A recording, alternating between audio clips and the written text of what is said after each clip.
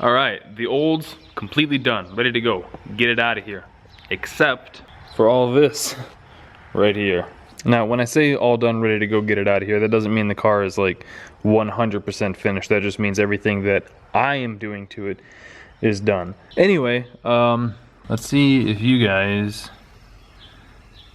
can see the issue. There you go. Now you should be able to see it. Yeah. So this thing does have to come back apart. We got to replace the head gasket. Checked a bunch of stuff, tried a few things, and no other way around it. Got to put a new head gasket on this side. The other side seems fine. This side, there's it's leaking a little bit both outside the, well, a lot outside the block and a little bit inside the block because there's a little bit of water in the oil. But yeah, got to drain the water, drain the oil, pull the fuel line off, which is pretty simple with the AN fittings. Disconnect throttle cable, pull the intake off, pull the front accessories off, pull the head off. The exhaust isn't too bad. I've had that off a couple times already.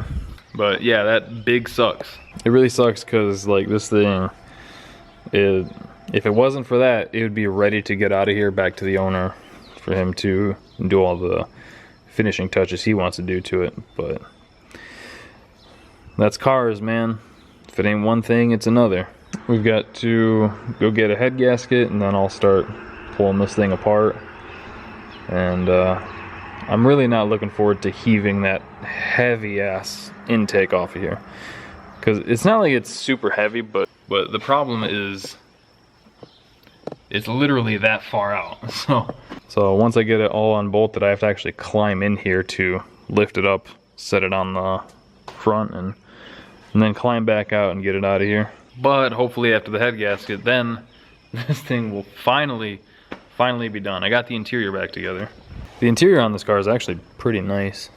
So I'm going to try to sort the head gasket, maybe talk Brian into bringing one up, and get this thing hopefully buttoned up.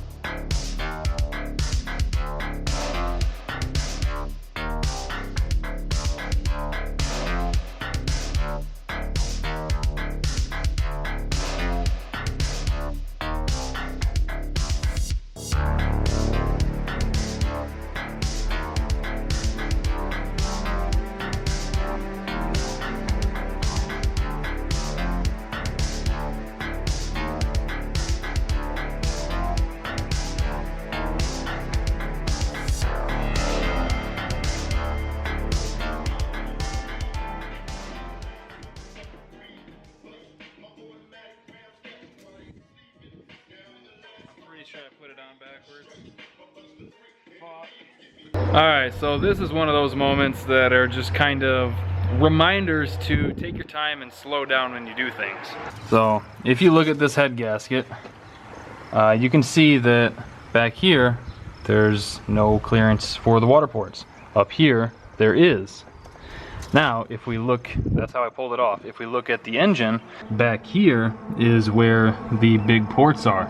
So I'm pretty sure the issue is just my screw up rushing to try to get everything together, and I put the head gasket on backwards. That sucks, but you know, just goes to show, take your time, don't rush things, don't make stupid mistakes, because you might end up putting a head gasket on backwards. But we're still gonna put a new one on. That's one of the reasons I like to do vehicles one at a time, instead of how we've got like 4 vehicles here and then a couple vehicles over at my dad's. Things just get overlooked, or just stupid mistakes like this.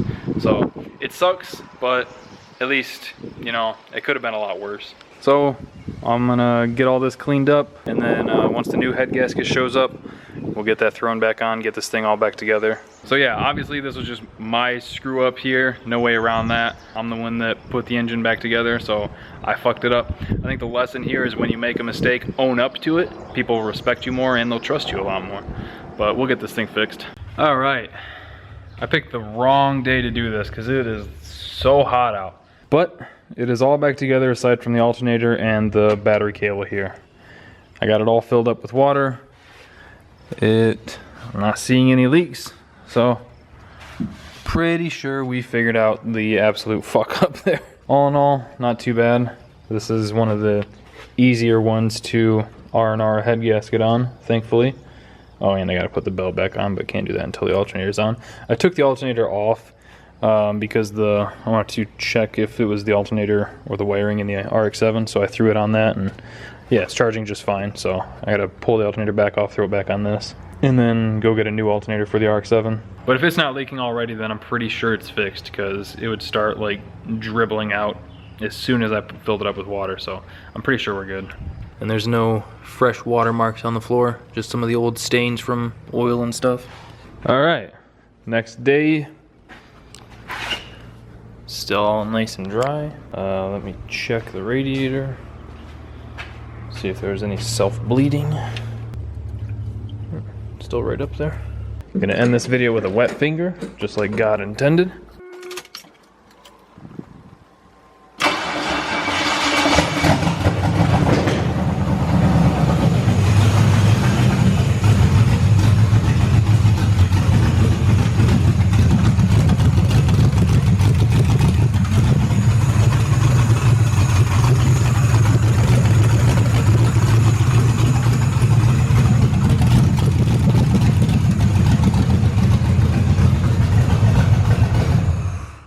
All right, we got our win. So now I'm going to just finish putting it all back together. I'm gonna do that off camera, no reason to film it. So hope you guys enjoyed the video. Thank you for watching. Thank you for liking, commenting, and subscribing. We'll see you next time.